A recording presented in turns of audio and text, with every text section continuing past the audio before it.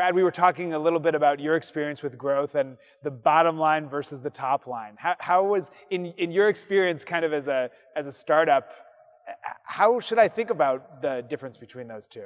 100% only about the top line is if you talk to any of my investors. So we've been in fortunately a very favorable capital raising environment with tech and especially in kind of fintech. And so we really optimized, and that one of the biggest transitions I had kind of going from a little bit more of a traditional corporate environment into more of a startup was that focus entirely on revenue growth and creating a model that obviously had some positive unit economics, maybe not initially, but maybe over like a customer lifetime, but not initially. So we actually, when we started On Deck, we lost money on every loan that we made, and that was okay. And that was a conscious effort on our part, because one of the things when you're really trying to create a new lending model, you need to understand if every loan pays you back, the reality of it is you're not taking enough risk. And so we had to continue to try to figure out where people were going bad. Well, that's a hard thing to do, especially when I came from a lending environment and banking. You know, I'm consciously trying to make bad loans. That's a difficult thought process. Because you learn that floor. You learn how deep you can go into the well. You learn how deep you can go and where you run into problems. So it's a conscious environment around that. But it was all about to really optimize around how do we grow revenue.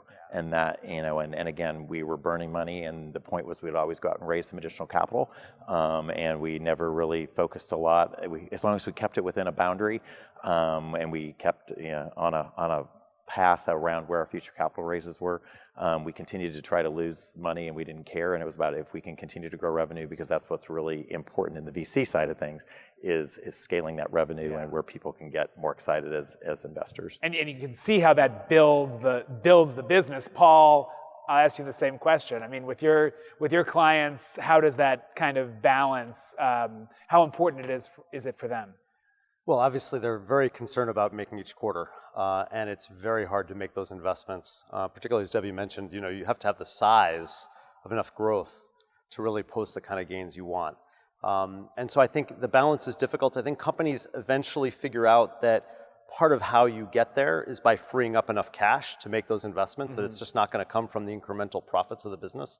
So this is when we see companies really think very carefully about who they are, where they're investing, what they want to be. A great example, and actually you mentioned theme parks, so it popped in my head, but Lego. I don't know if everyone realizes, but of course Lego has theme parks. But they don't anymore, actually. This was part of a big growth program where they went into video games and clothing, and they were doing all kinds of things.